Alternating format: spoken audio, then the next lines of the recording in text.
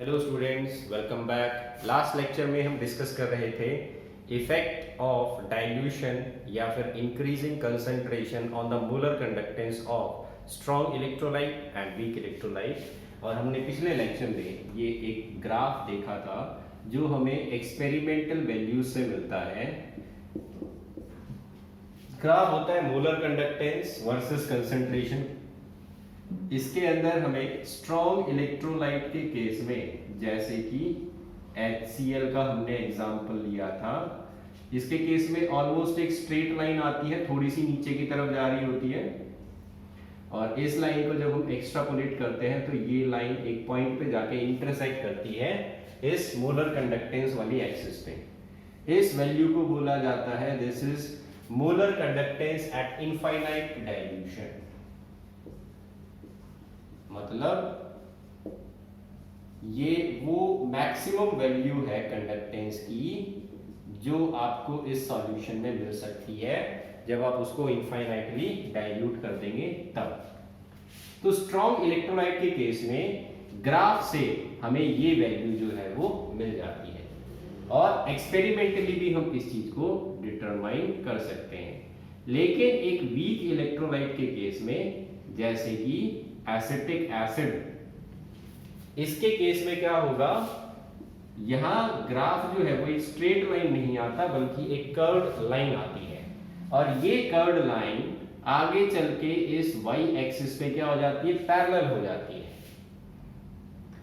तो क्योंकि ये लाइन इस एक्सिस के साथ इंटरसेक्ट नहीं करती, इस वजह से हमें ये वैल्यू वीक इलेक्ट्रोलाइट के केस में कभी भी ग्राफिकली नहीं मिल सकती।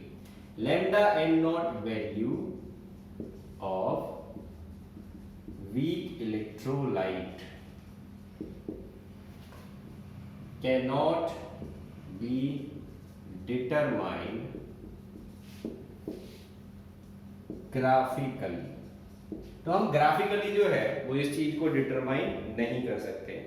इसके अलावा सिर्फ ग्राफिकली ही नहीं बल्कि एक्सपेरिमेंटली भी हम इस वैल्यू को नहीं डिटरमाइन कर सकते।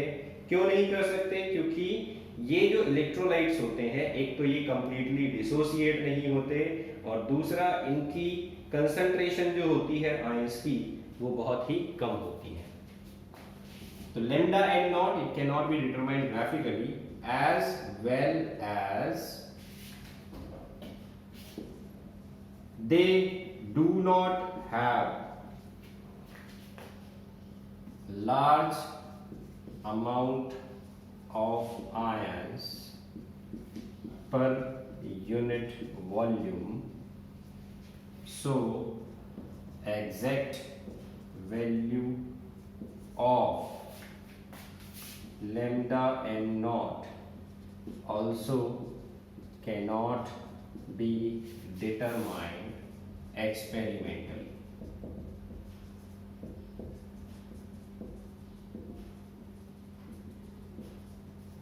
तो अब वीक इलेक्ट्रोलाइट के केस में ये वैल्यू पता करना जो है वो इस मेथड से पॉसिबल नहीं है और एक्सपेरिमेंटली भी पॉसिबल नहीं है। अगर ये वैल्यू हमें पता चल जाती तो इससे हम बहुत सारी इंफॉर्मेशन निकाल सकते थे वीक इलेक्ट्रोलाइट के बारे में। जैसे कि वीक इलेक्ट्रोलाइट, कौन सा वीक इलेक्ट्रोलाइट कितना % डिसोसिएट होता है। जैसे हम कंपेयर करते हैं कि एसिटिक एसिड एक वीक एसिड है और कार्बोनिक एसिड भी एक वीक एसिड होता है। लेकिन हम कार्बोनिक एसिड जो है इसको तो पी सकते हैं, लेकिन एसिटिक एसिड जो है वो आप डायरेक्टली नहीं पी सकते। जैसे आप कोल्ड ड्रिंक पीते हो, थोड़ी बहुत अमाउंट में हम इसको डाइल्यूट करके जो है वो पिकल्स वगैरह में यूज करते हैं, खाने पीने की चीजों में यूज होता है, लेकिन इसको हम कोल्ड ड्रिंक की तरह पीते नहीं है। तो इन दोनों में क्या है, थोड़ा सा डिफरेंस है दोनों ही वीक इलेक्ट्रोलाइट, है दोनों ही वीक एसिड, लेकिन दोनों के कंज्यूम करने के तरीके में थोड़ा सा डिफरेंस आ गया। तो ये डिफरेंस जो है वो इनके डिग्री ऑफ डिसोसिएशन से जुड़ा हुआ है। अब डिग्री ऑफ डिसोसिएशन जो है वो इनका कैसे पता लग जाता, अगर ये वैल्यू पता लग जाती तो हम डिग्री ऑफ डिसोसिएशन निकाल लेते हैं और डिग्री ऑफ डिसोसिएशन पता चल जाता तो ये पता चल जाता है कि इन दोनों में से कौन सा कंज्यूमेबल है कौन सा नहीं। और ये वैल्यू हमें ना तो ग्राफ से मिल रही ना एक्सपेरिमेंटली मिल रही। तो ये अब कैसे पता लगाते हैं, तो इसके लिए जो है वो एक साइंटिस्ट आते हैं, इन्होंने अपना एक लॉ दिया जिसको बोला जाता है कोलरॉज लॉ। कोलरॉज लॉ हमें वीक इलेक्ट्रोलाइट की lambda and not value calculate करना सिखाता है और इंपॉर्टेंट लॉ है, इस वजह से इसको आप कॉम्पिटिटिव एग्जाम में भी इससे रिलेटेड क्वेश्चंस जो है वो बहुत बार देख सकेंगे। ऐसे क्वेश्चंस आए हुए हैं बहुत सारे जिसमें ये लॉ पूछा गया था और थ्योरेटिकल एग्जाम में भी इसके काफी सारे न्यूमेरिकल्स पूछे जाते हैं।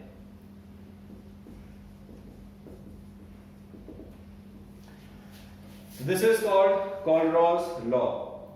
कोलरॉज लॉ जो है वो क्या कहता है, तो देखो बच्चे ये क्या कर रहे थे, ये साइंटिस्ट जो थे इन्होंने स्टडी किया molar conductance of strong electrolyte.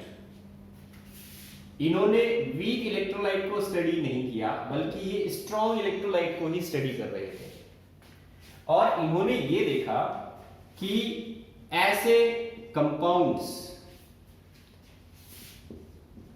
जिनके अंदर कैटायन सेम था, जैसे कि NaCl और NaBr का केस, इन दोनों सॉल्ट्स के अंदर क्या होता है, कैटायन हमारा सेम होता है। तो इस दोनों आयंस की जो लिमिटिंग मोलर कंडक्टिविटी की वैल्यू आती है वो वैल्यू जो है वो एक डेफिनेट अमाउंट से डिफर करती है। तो जैसे NaCl की वैल्यू आती है 126.45, ये लैम्डा एंड नॉट की वैल्यू है और NaBr की वैल्यू आती है 128.51। ये डिफरेंस आ रहा था NaCl और NaBr की वैल्यू में। तो यहां पर डिफरेंस अगर आप देखोगे तो this value minus this value, इसमें से ये वैल्यू आप घटा लीजिए, इसको जब आप घटाएंगे तो वैल्यू आएगी 2.06। इतना डिफरेंस आ रहा है। तो यहां पर आपको बात क्या याद रखनी है, कैटायन सेम है, एनायन डिफरेंट था। अब इन्होंने क्या किया, इन्होंने नेक्स्ट टाइम सोडियम की बजाय पोटेशियम ले लिया, पोटेशियम क्लोराइड और पोटेशियम ब्रोमाइड।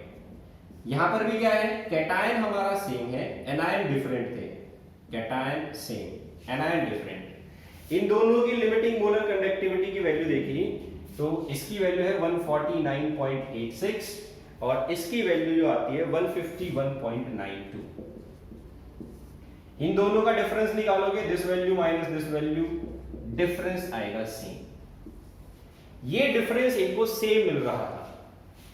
स्ट्रॉन्ग इलेक्ट्रोलाइट को ये स्टडी कर रहे थे, लिमिटिंग मोलर कंडक्टिविटी इनकी चेक कर रहे थे और जब ये कैटायन सेम रखते, एनायन डिफरेंट रखते, तो जो भी एनायन इन्होंने लिया इधर वही सेम एनायन इन्होंने इधर लिया और दोनों ही केसेस में अलग अलग कैटायन होने के बाद भी डिफरेंस जो था वो सेम आ रहा था इन सॉल्ट्स की वैल्यू में।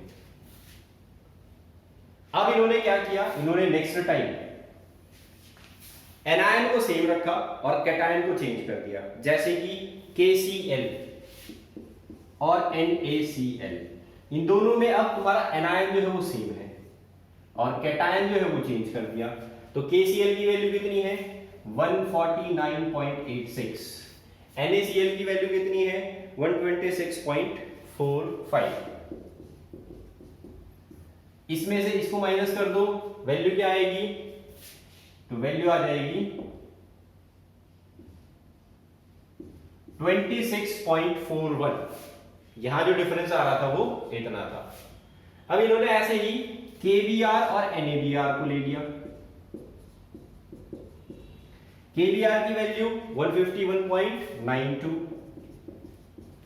NaBr की वैल्यू 128.51।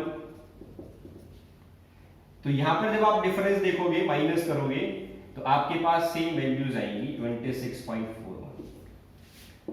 तो यहां पर एनायन जो था वो था तो डिफरेंट, लेकिन यहां पर भी डिफरेंस जो आ रहा था वो सेम आ रहा था। इस डाटा को देखने के बाद कोलरॉज जो है उन्होंने ये सोचा कि कैटायन सेम है, एनायन चेंज किया था। तो यहां पर जो जो एनायंस लिए थे इनके लिमिटिंग मोलर कंडक्टेंस में जो डिफरेंस आ रहा है सेम वही डिफरेंस यहां आ रहा है, भले ही अलग मेटल का सॉल्ट लिया हो। इसका ये मतलब हुआ कि हर एक कैटायन या हर एक एनायन एक पर्टिकुलर अमाउंट कंट्रीब्यूट करता है किसी भी सॉल्ट में। तो यहां से इन्होंने ये कंक्लूजन निकाला कि किसी भी सॉल्ट में आप NaCl ले रहे हो तो इसमें सोडियम एक पर्टिकुलर वैल्यू कंट्रीब्यूट करेगा। इसकी मोलर कंडक्टेंस की वैल्यू जो है वो फिक्स है, इसकी भी मोलर कंडक्टेंस की वैल्यू जो है वो फिक्स है। इसीलिए जब मैं इन कैटायंस को चेंज भी कर देता हूं तब भी दो अलग अलग सॉल्ट्स के बीच में डिफरेंस उतना ही आ रहा है जितना पहले केस में आ रहा था। और यहीं से स्टेटमेंट इन्होंने दी अपने लॉ की। इन्होंने ये बोला कोई भी सॉल्ट ले लीजिए, चाहे वो स्ट्रॉन्ग इलेक्ट्रोलाइट है चाहे वो वीक इलेक्ट्रोलाइट है, उसके अंदर जो कैटायन होगा, उसके अंदर जो एनायन होगा, वो एक पर्टिकुलर वैल्यू कंट्रीब्यूट करेगा। तो यहां से हम स्टेटमेंट लिख देते हैं। अब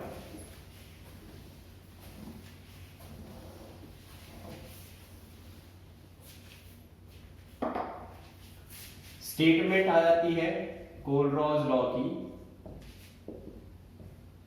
limiting molar conductance of an electrolyte is the sum of limiting ionic conductivity of cation and anion present in the electrolyte। तो इन्होंने ये बोला कि आपके पास कोई भी इलेक्ट्रोलाइट है, A पॉजिटिव B नेगेटिव, इसकी जब आप लिमिटिंग मोलर कंडक्टिविटी निकालेंगे तो ये लिमिटिंग मोलर कंडक्टिविटी जो है वो किसके बराबर होगी? ये बराबर होगी limiting ionic conductivity of cation plus limiting ionic conductivity of anion. तो ये साइन जो है ये हमने लिमिटिंग आयनिक कंडक्टिविटी के लिए यूज किया है। तो ये लिमिटिंग आयनिक कंडक्टिविटी एनायन की होगी और ये कैटायन की होगी। तो इस तरीके से लिखा जाएगा लैम्डा एन, इसको हम लिखेंगे lambda N 0 for A B या फिर ए पॉजिटिव बी नेगेटिव। तो जो वैल्यू आप एक्सपेरिमेंटली देख रहे हो ग्राफ से एक स्ट्रॉन्ग इलेक्ट्रोलाइट की, वो इस कैटायन और एनायन की आयनिक कंडक्टिविटी का सम है। अब इसका हम जो है वो कई सॉल्ट्स के केस में रिलेशन लिख के देखते हैं। तो देखो अगर NaCl है तो उसकी लिमिटिंग आयनिक कंडक्टिविटी कैसे लिखोगे?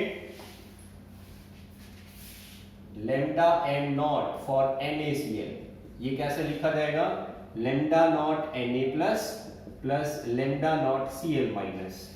ऐसे ही lambda m naught for KCl कैसे लिखा जाएगा? Lambda naught K plus plus lambda not Cl minus. चलो अब इसका लिखते हैं लैम्डा नॉट फॉर CaCl2, ये कैसे लिखा जाएगा? तो देखो बच्चों कैल्शियम क्लोराइड है, CaCl2 जब टूटता है तो ये दो क्लोराइड आयंस बनाता है इस तरीके से। तो ये जो वैल्यू है ये एक आयन की कंडक्टिविटी है। अगर दो आयंस बन रहे हैं तो इसको 2 से मल्टीप्लाई करना पड़ेगा। तो इसकी जो आयनिक कंडक्टिविटी आएगी, कैल्शियम का एक आयन है यहां पर, तो ये 1 से मल्टीप्लाई होगा। और क्लोरीन के कितने आयन है? 2 आयन है, तो आप इसको लिखोगे lambda naught Cl minus 2 into lambda naught Cl minus. जितने आयंस बनेंगे उतने ही उस आयन की नंबर से कंडक्टिविटी को मल्टीप्लाई करना पड़ेगा। इसका लिख के बताएंगे कैसा होगा? बेरियम सल्फेट BaSO4, तो ये टूटता है तो Ba2 प्लस, पहले आप इसको तोड़ के लिख लिया करो, Ba2 plus plus SO4 2 minus, इसका भी एक आयन बन रहा है, इसका भी एक आयन बन रहा है, तो lambda naught Ba2 plus plus lambda not SO4 2 minus. अब इसका लिख के बताओ AlCl3 का कैसे लिखा जाएगा? तो AlCl3 जब टूटता है Al3 प्लस 3Cl माइनस, तो यहां पर लिखा जाएगा lambda not Al3 plus plus lambda not 3 into Cl minus. अगर हम Al2SO4 होल थ्राइस का लिखते हैं तो कैसे लिखा जाएगा? तो देखो Al2SO4 होल थ्राइस जब टूटेगा तो ये बनाएगा 2Al3 plus plus 3SO4 2 minus. तो 2 आयंस है एल्यूमिनियम के, तो इसकी लिमिटिंग आयनिक कंडक्टिविटी इस तरीके से लिखी जाएगी। तो ये तरीका हो गया molar conductivity at infinite dilution का फॉर्मूला लिखने का। Limiting ionic conductivity at infinite dilution, इसको आयनिक कंडक्टिविटी बोलते हैं, इसको मोलर कंडक्टिविटी बोलते हैं। तो इसके नीचे आयंस लिखे जाते हैं। तो आपको इस तरीके से लिखना होगा molar conductivity of any electrolyte. अब यहां पर देखो,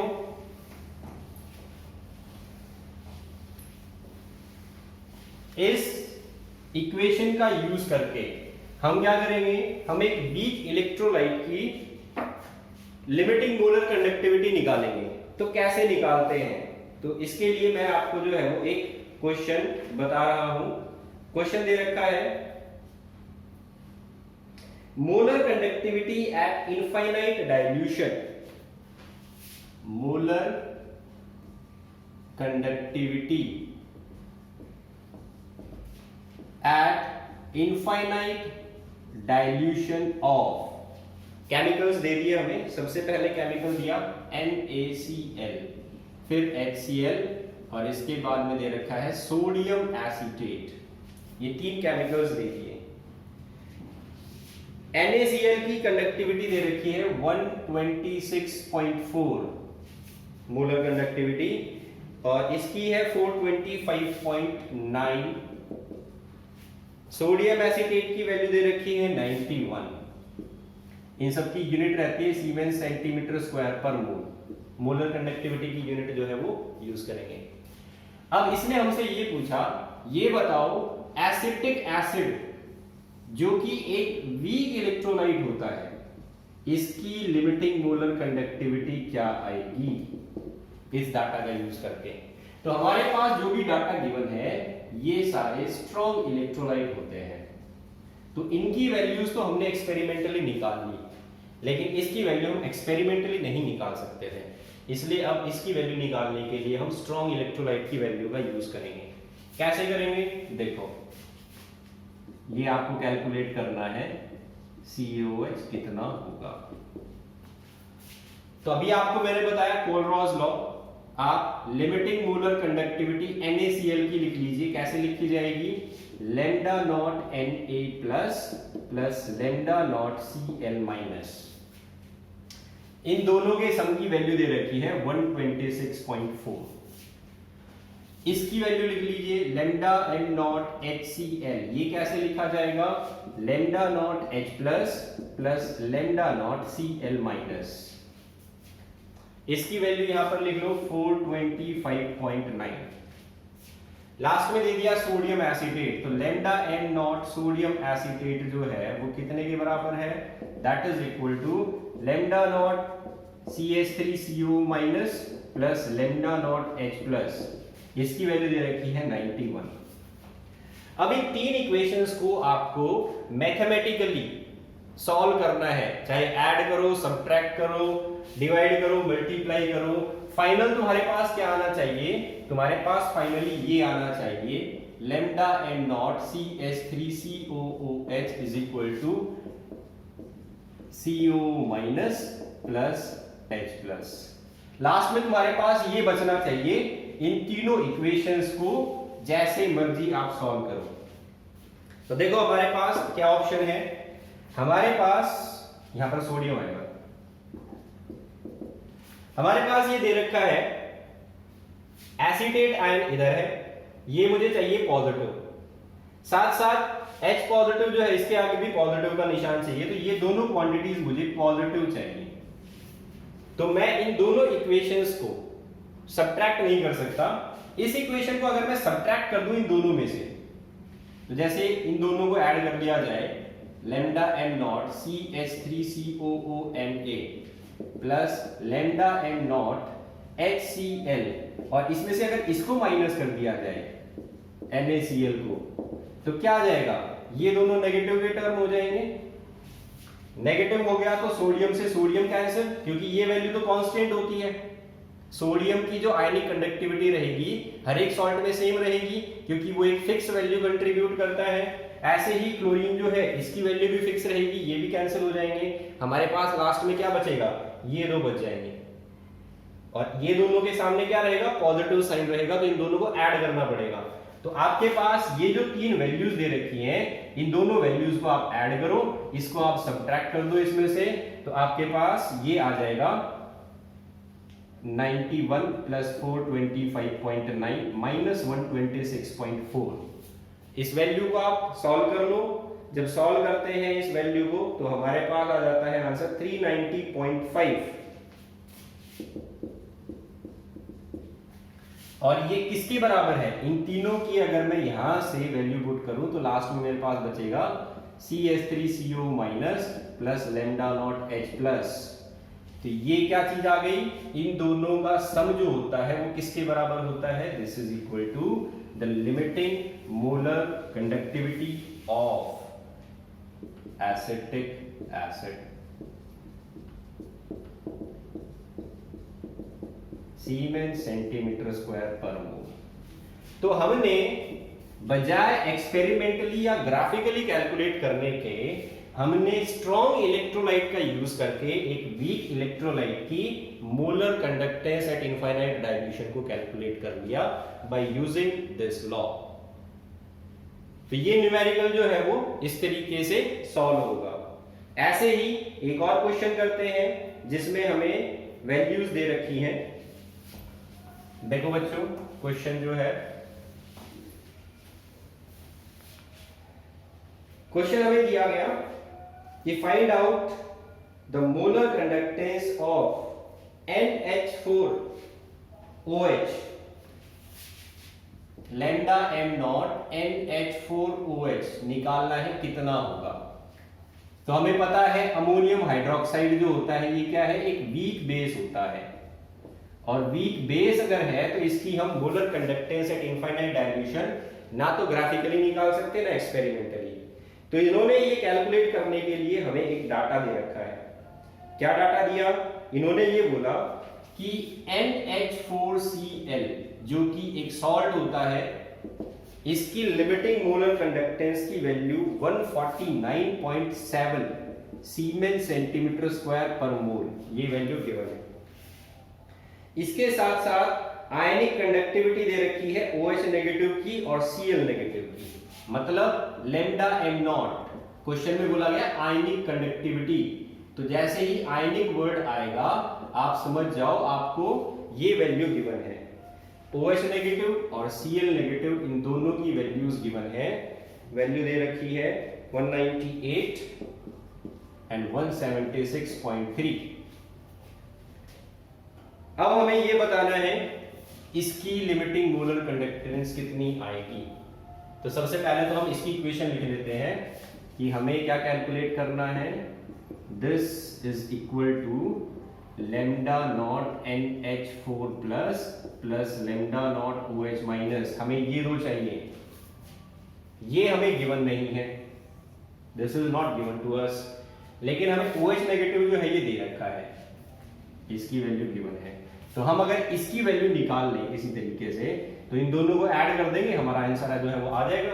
तो इसको निकालने के लिए क्या किया इसमें, एक तो ये वैल्यू दे दी और एक ये वैल्यू दे दी। अब देखो लैम्डा नॉट NH4Cl ये कैसे लिखा जाएगा, lambda nought NH4 plus plus lambda not Cl minus, ionic conductivity के सम के बराबर है मोलर कंडक्टिविटी, इसकी वैल्यू दे रखी है 149.7, ये हमें कैलकुलेट करना है, इसको x मान लिया, इसकी वैल्यू दे रखी है 176.3।